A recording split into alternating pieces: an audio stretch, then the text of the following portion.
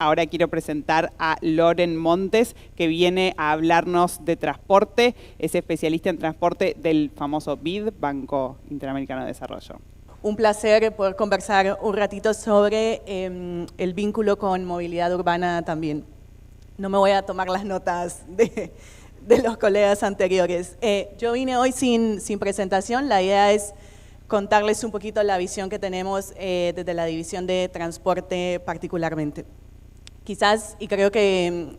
en las visitas que hicieron esta mañana y también en la exposición fotográfica que está allá afuera, ya tuvieron como esa primera aproximación a lo que pueden ser barreras o oportunidades que se generan desde el transporte para la integración de barrios populares, ¿no? Bajo ese entendido de que esa capacidad que tenemos todos para movernos en diferentes entornos urbanos es realmente un medio para poder acceder a todas las oportunidades que ofrezca un territorio, ¿no? En términos de empleo, de salud, de educación, y que además suelen estar distribuidas de manera no uniforme en un territorio dado, ¿no? Así que ese es un poco como el punto de partida que vincula estos temas de movilidad con inclusión social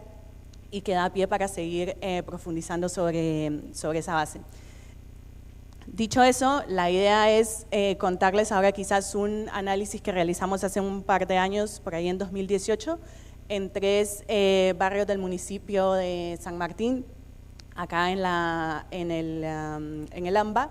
y donde estuvimos analizando el barrio Costa Esperanza, Costa del Lago y 8 de Mayo. ¿Y por qué traigo este ejemplo? Porque creo que es un ejemplo que permite visualizar o visibilizar, como decía antes el colega, todas esas barreras que limitan poder mejorar la calidad de vida de manera integral de los vecinos y vecinas y poder avanzar, digamos, hacia esa integración de ambos lados. Un poco lo que nosotros mirábamos en este análisis era, empezando por los datos de las personas que se mueven, digamos, cómo se mueven, caracterizar esos patrones de movilidad, entender cuáles son los motivos de viaje y ahí quizás conectar un poco con lo que comentaba también Zaida en términos de cuidado. Cuando empezamos a ver esos datos, lo primero es el peso que tienen los viajes de cuidado que encontrábamos en esas encuestas que realizábamos, ¿no? Más o menos un 30% eran viajes para llevar a alguien al colegio, para ir al médico, para hacer las compras, etcétera. Y después obviamente están los otros viajes que son fundamentales siempre que estamos hablando de transporte para ir al trabajo, ¿no? Pero esos viajes de cuidado empezaban también, a medida que empezabas a profundizar en cómo se movía la gente, empezabas a encontrar esas barreras de movilidad muy ligadas a la provisión y al equipamiento no solo de infraestructura, sino también de servicios urbanos, ¿no? Hablábamos de barrios donde no habían veredas construidas, donde aparecía constantemente la lluvia o en su defecto el barro, ¿no? Como un elemento que decía, bueno, dependiendo cómo esté la calle, decido si salgo a hacer X o Y cosa o simplemente no salgo y dejo de hacer viajes, ¿no? Y después aparecía también la conexión con ese acceso a oportunidades. Resultaba que por las condiciones en las que estaban las calles en particular, los vecinos, por ejemplo, decían, acá es imposible que entre una ambulancia. Si tengo una emergencia, simplemente no hay manera de que entre por esta calle tan angosta un vehículo y tengo que ingeniármelas para llegar a un puesto de salud que quizás no estaba tampoco ni siquiera en el área más cercana del barrio, ¿no? Implicaba hacer un viaje mucho más largo. Y ahí empiezan a conectar en esa visión de transporte, inclusión social y cómo en función de la provisión que tengamos de infraestructura, de equipamientos y de servicios, vemos que se convierte en una barrera que empieza a replicar ciertos ciclos de pobreza en la medida que está reproduciendo desventajas socioeconómicas y sociales, ¿no?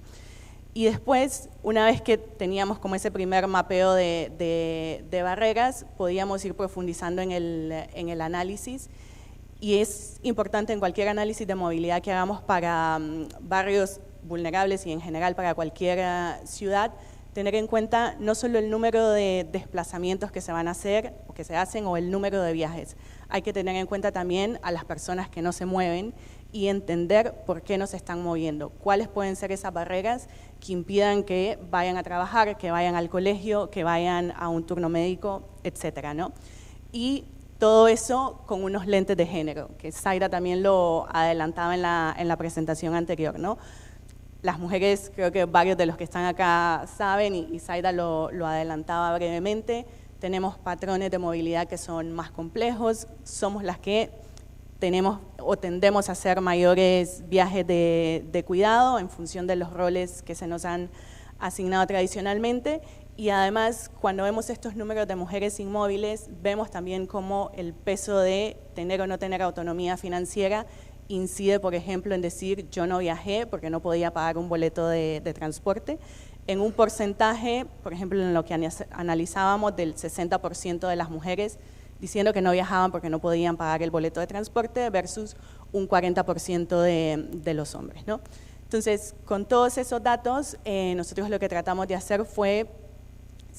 no simplificar, pero tratar de caracterizar de alguna manera las diferentes barreras a la movilidad y sobre todo a la accesibilidad a oportunidades. Y ahí salíamos con 4 grandes categorías, ¿no? Primero, todo lo relacionado con la disponibilidad o la carencia y calidad de la infraestructura, tanto de transporte como de manera más amplia urbana, ¿no? Y esto era desde no tener veredas, no tener calles asfaltadas, calles pavimentadas, que afectaban mucho la movilidad de las personas, no tener iluminación, no tener cloacas, en fin, todas esas barreras que creo que la mayoría de los que están acá conocemos y que incidían en esa decisión tanto de moverse o no moverse, pero también en la decisión de qué modo de transporte voy a elegir en la medida que pudiera elegir, porque sabemos que muchas veces somos o son usuarios cautivos de ciertos modos de transporte, ¿no? Y después teníamos una segunda categoría de barreras que venía muy ligada a la seguridad, que creo que también se levantó un poco en las presentaciones anteriores, ¿no?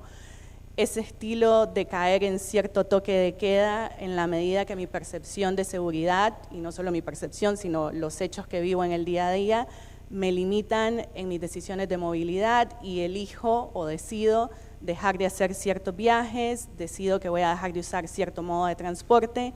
que el tramito que tenía que caminar, que eran 500, 800 metros, resulta que es muy peligroso y prefiero no caminarlo, prefiero quedarme en casa, y eso además genera una cadena de decisiones para otra serie de acceso a oportunidades, ¿no? Entonces, la seguridad personal básicamente y física como una barrera y una condicionante también muy importante de movilidad, y que además eso implica que necesitamos políticas que sean muy integrales, que lo levantaban también los colegas antes. Después había un tercer grupo de barreras muy relacionado con los servicios. Casi siempre hablamos mucho de la infraestructura, de necesitamos más pavimento, necesitamos más viviendas, etcétera, pero hay, en el caso de transporte, una parte muy importante que va vinculada a los servicios que estamos proveyendo sobre esa infraestructura vial, particularmente desde el punto de vista de transporte público, ¿no? Y cómo esas rutas que probablemente conectan o no conectan también a los barrios vulnerables se convierten a la vez en una barrera. En la exposición había una foto de una autopista, si mal no recuerdo, que se levantaba como una barrera urbana importante para las personas que vivían, creo que estaban debajo de la autopista. Ese tipo de barreras son las que deberíamos de tratar de abordar, y creo que la ministra levantaba también, en algún momento los recursos son escasos y tenemos que priorizar esas políticas, ¿no? Muy importante vinculado al tema de datos y cómo hacer la asignación de recursos. Y por último había un cuarto grupo de barreras que era relacionado con el tema de la asequibilidad de los servicios de transporte básicamente, en la medida que eso se convierte en una limitante para dejar de hacer ciertos viajes. Y en función de todo eso empezábamos a delinear como algunas líneas generales de políticas de dónde podríamos empezar a trabajar, y ahí una de las principales conclusiones era empecemos por los datos, que la ministra también lo levantaba y decía tenemos que mejorar toda esa parte de cómo medimos, cómo evaluamos y cómo priorizamos, etcétera. Nuestra conclusión venía más desde lo básico de entender mejor el problema,